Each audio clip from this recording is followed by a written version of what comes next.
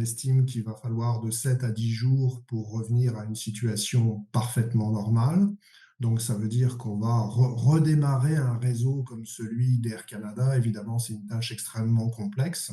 On doit faire en sorte de repositionner les avions aux bons endroits, les équipages aux bons endroits. On ne peut pas juste appuyer sur un bouton et puis que ça reparte. Donc, ça veut dire que petit à petit, on va avoir de plus en plus de vols à partir de ce soir. Donc, je viens d'avoir le chiffre. On aurait 167 vols qui opéreraient aujourd'hui. C'est notre estimation en ce moment. Ce qui veut dire qu'on aurait encore 532 vols qui n'opéreront pas aujourd'hui au total. Donc, on est encore, vous voyez, sur une petite partie du réseau. Les enjeux sont multiples.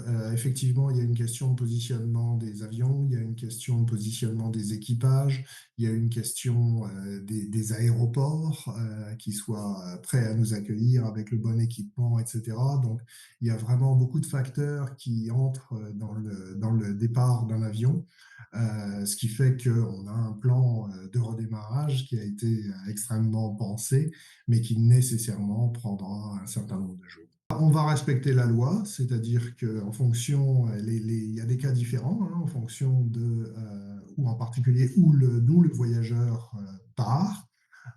Donc pour les vols qui n'ont pas pu opérer, on va rembourser bien sûr les passagers qui le souhaitent ou leur permettre de conserver le crédit pour un voyage ultérieur.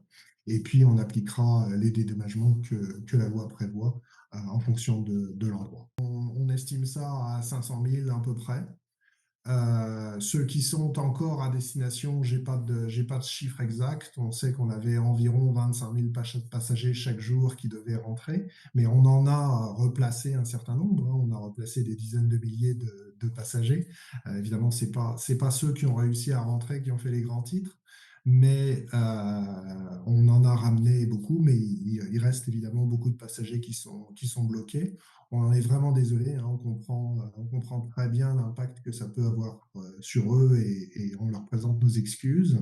Ce sera une priorité pour nous de permettre à ces gens-là de revenir à destination.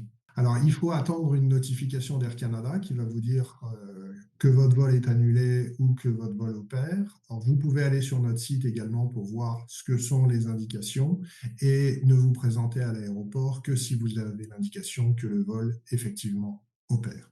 Si le vol n'opère pas, comme dans les derniers jours, on fera tout ce qui est possible pour vous proposer une solution de rechange. Ce sera plus facile que dans les derniers jours puisqu'on commence à avoir des vols qui opèrent. Ou si vous le souhaitez, vous pourrez opter pour un remboursement.